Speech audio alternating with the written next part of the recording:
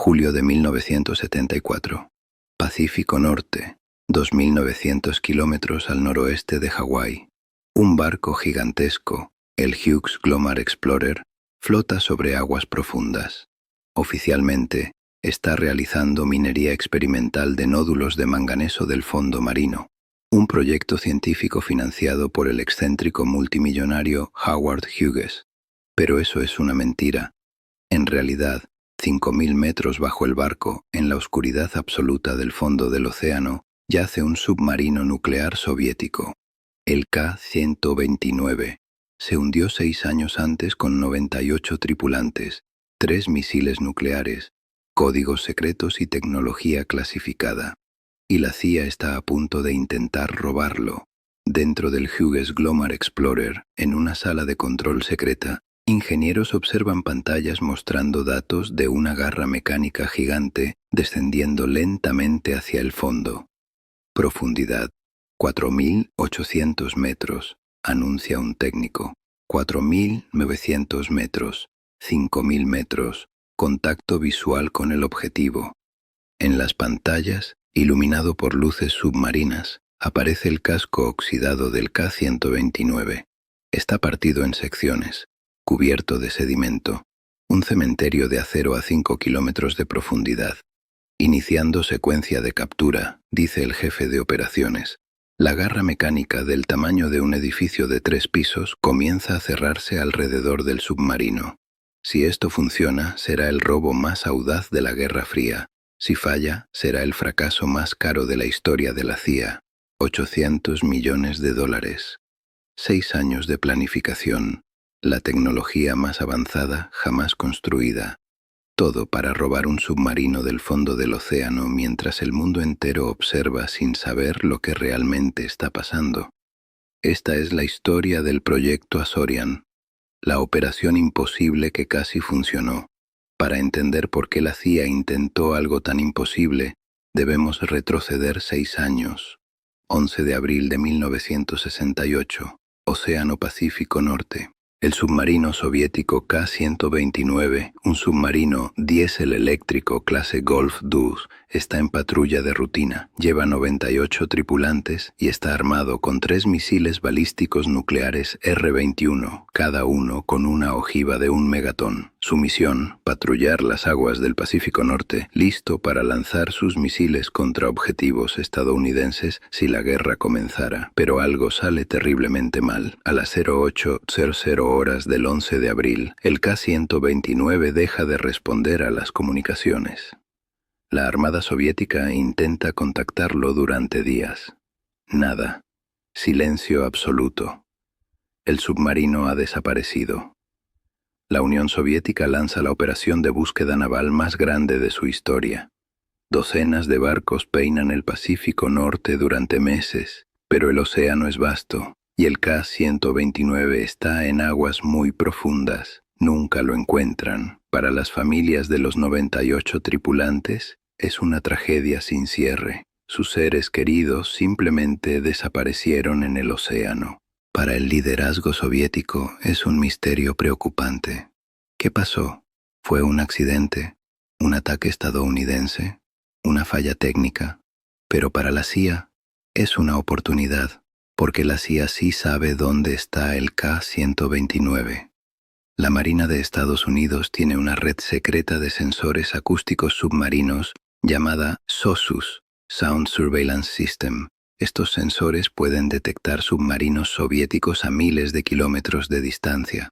El 11 de abril de 1968, SOSUS detectó una explosión submarina en el Pacífico Norte. Analizando los datos acústicos, los analistas estadounidenses triangularon la posición exacta. Luego, el submarino USS Halibut, equipado con cámaras submarinas especiales, fue enviado a investigar. Después de semanas de búsqueda, encontró el K-129 a 4.900 metros de profundidad. Las fotografías mostraron un submarino partido en secciones, pero relativamente intacto. Y lo más importante, los 3 misiles nucleares seguían en sus tubos de lanzamiento. Cuando estas fotografías llegaron a la CIA, el director Richard Helms convocó una reunión urgente.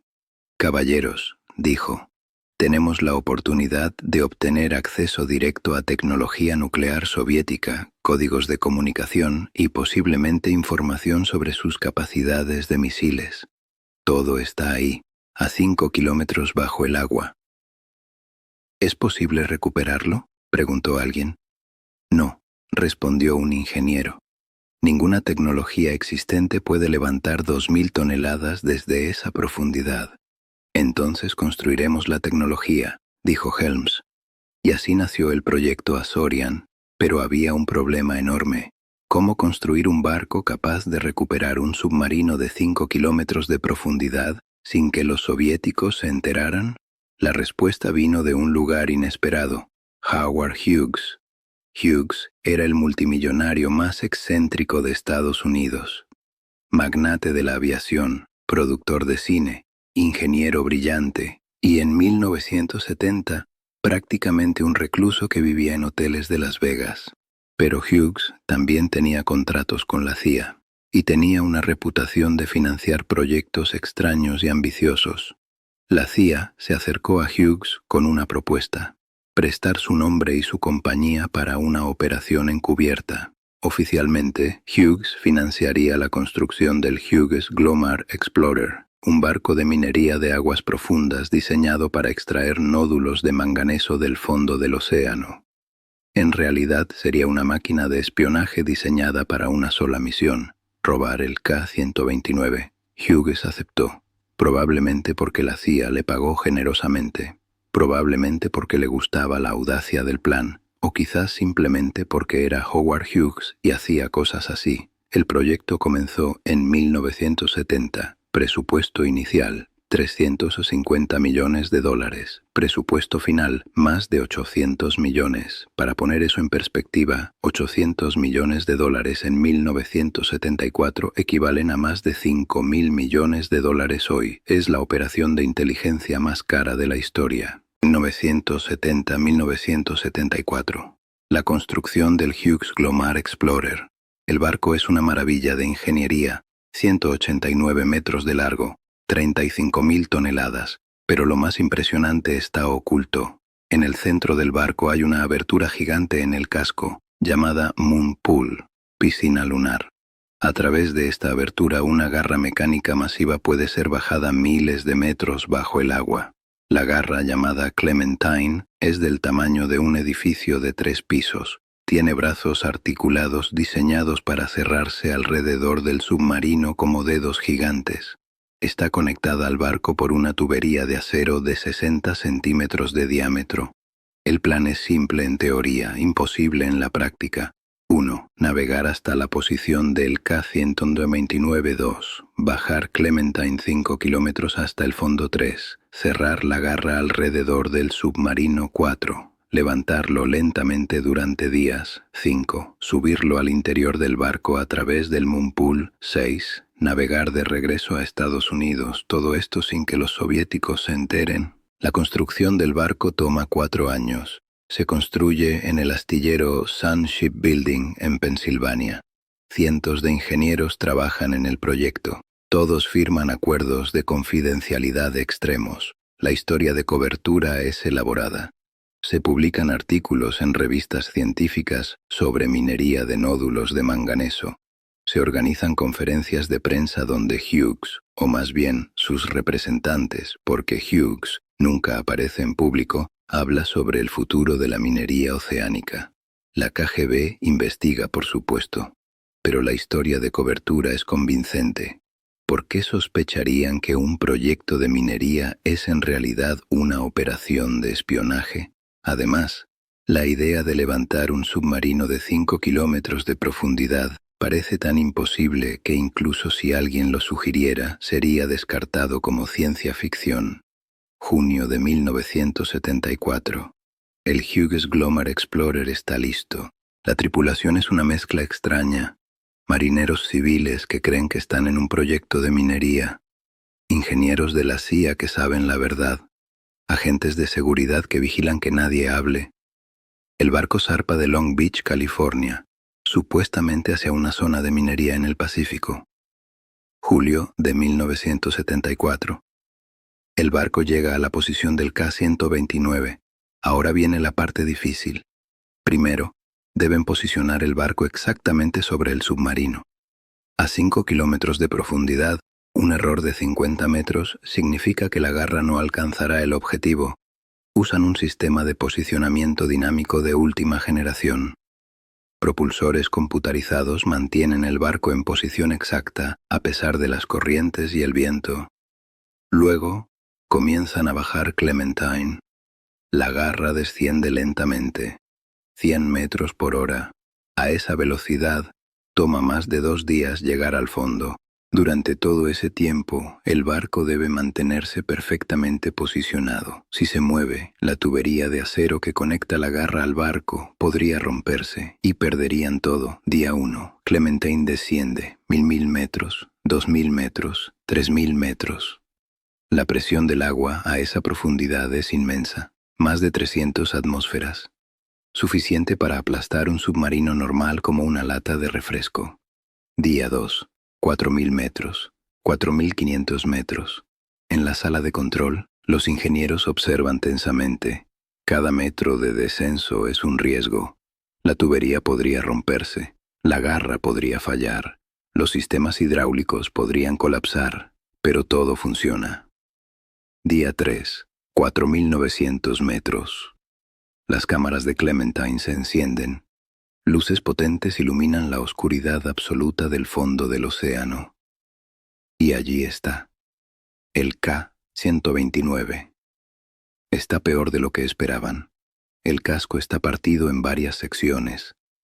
Está cubierto de sedimento. Partes se han corroído, pero los tubos de misiles son visibles. La sección de comando parece relativamente intacta. Iniciando secuencia de captura, dice el jefe de operaciones. Clementine se posiciona sobre el submarino. Los brazos de la garra comienzan a cerrarse. Es un proceso delicado. Si aplican demasiada fuerza, podrían romper el casco. Si aplican muy poca, el submarino se deslizará cuando intenten levantarlo. Hora tras hora, los brazos se cierran milímetro a milímetro. Finalmente, después de 12 horas, la garra está completamente cerrada alrededor del submarino. Captura completa, anuncia un ingeniero. Iniciando ascenso, comienza la parte más peligrosa de la operación. Levantar 2000 toneladas desde 5 kilómetros de profundidad requiere una fuerza inmensa. La tubería de acero que conecta Clementine al barco está bajo una tensión extrema.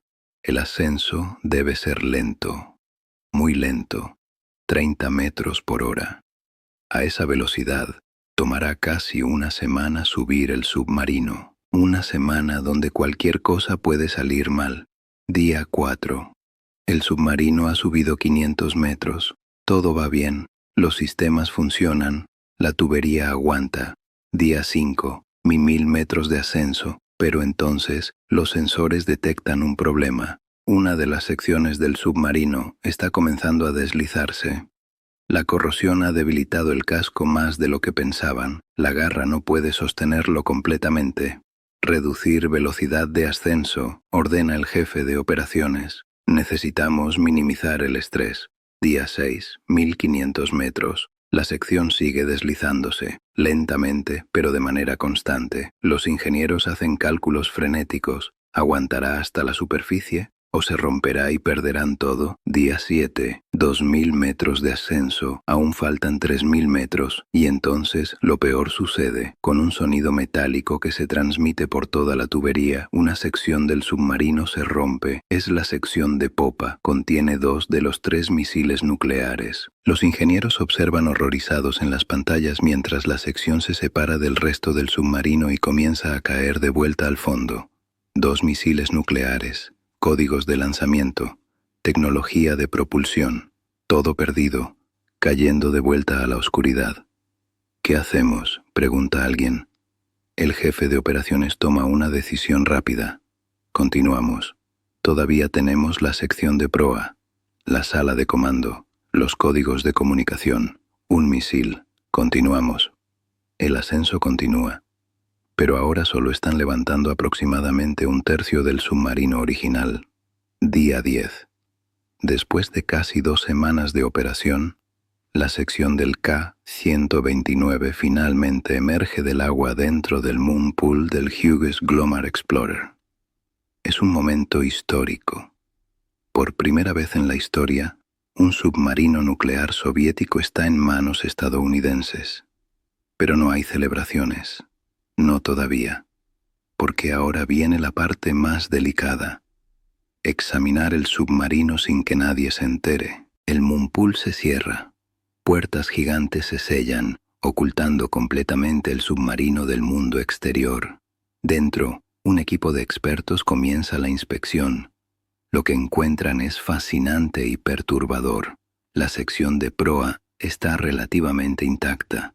Pueden entrar a los compartimientos, ver las estaciones de control, los sistemas de comunicación, los códigos, pero también encuentran algo que no esperaban: cuerpos. 6 tripulantes soviéticos preservados por el frío y la presión del agua profunda. Hombres jóvenes, la mayoría en sus 20 años. Murieron cuando el submarino se hundió en 1968. El equipo de la CIA se detiene. Esto ya no es solo una operación de espionaje, es una tumba. El director de la operación toma una decisión. Trataremos a estos hombres con respeto. Son marineros, como nosotros. Merecen un entierro digno. Es un momento extraño de humanidad en medio de la Guerra Fría. Mientras tanto, el análisis del submarino continúa. Encuentran el misil nuclear que quedó. Lo desmantelan cuidadosamente, estudiando cada componente. Encuentran manuales de operación, códigos de comunicación, documentos clasificados. Pero hay una decepción. Muchos de los documentos más importantes estaban en la sección de popa, la que se perdió. Aún así, la inteligencia obtenida es valiosa. Aprenden sobre sistemas de navegación soviéticos, sobre procedimientos de lanzamiento de misiles, sobre debilidades en el diseño del submarino. Después de 2 semanas de análisis, el Hughes Glomar Explorer comienza el viaje de regreso a Estados Unidos, pero antes hay un último acto: 4 de septiembre de 1974. Océano Pacífico. En la cubierta del Hughes Glomar Explorer, bajo el cielo abierto, se realiza una ceremonia. Los 6 cuerpos de los marineros soviéticos son colocados en ataúdes cubiertos con la bandera de la Unión Soviética. Un oficial de la Marina estadounidense lee un texto preparado. Entregamos estos cuerpos al mar, honrando a estos marineros que sirvieron a su país. Aunque fueron nuestros adversarios en vida, en la muerte merecen nuestro respeto. Los ataúdes son bajados al océano. La CIA filma toda la ceremonia. Algún día, piensan, cuando esto se desclasifique, querrán mostrar que trataron a los soviéticos con dignidad. El Hughes Glomar Explorer regresa a Estados Unidos. La operación es un éxito parcial. No recuperaron todo el submarino, pero obtuvieron inteligencia valiosa. Y lo más importante, los soviéticos nunca se enteraron, o eso pensaban. Febrero de 1975, 6 meses después de la operación. Un periodista de Los Angeles Times llamado William Farr recibe un tip anónimo sobre una operación secreta de la CIA involucrando a Howard Hughes y un barco de minería. Farr investiga, habla con fuentes, conecta puntos y descubre la verdad sobre el proyecto Azorian. Escribe un artículo explosivo revelando toda la operación. Está listo para publicarlo. Pero antes de publicar, siguiendo la ética periodística, contacta a la CIA para darles oportunidad de comentar. La CIA entra en pánico. El director William Colby llama personalmente a Farr y a los editores del LA Times. Si publican esto, dice Colby, pondrán en peligro operaciones de inteligencia activas, pondrán en riesgo vidas de agentes y le darán a la Unión Soviética información que no tiene. Es un argumento convincente, pero los editores del LA Times tienen un dilema ético. Suprimir una noticia importante por razones de seguridad nacional, deciden no publicar, por ahora. Pero el secreto ya está fuera. Otros periodistas han escuchado rumores, están investigando. Marzo de 1975. El columnista Jack Anderson conocido por revelar secretos gubernamentales, publica la historia en su columna sindicada.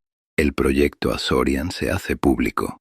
La reacción es inmediata y masiva. En Estados Unidos hay asombro. La CIA realmente gastó $800 millones para robar un submarino del fondo del océano, y casi funcionó. Algunos lo ven como un triunfo de ingeniería y audacia estadounidense. Otros lo ven como un desperdicio obsceno de dinero. En la Unión Soviética hay furia y humillación. El Politburó convoca reuniones de emergencia. ¿Cómo no se dieron cuenta? ¿Qué secretos obtuvieron los estadounidenses? La KGB lanza una investigación interna. Cabezas ruedan. Oficiales son degradados. Pero también hay algo más. Respeto reluctante. Un almirante soviético, en una reunión clasificada, dice: debemos admitir que fue una operación brillante, audaz, técnicamente impresionante. Nosotros no habríamos podido hacerlo.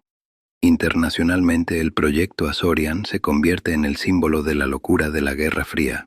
$800 millones para robar un submarino.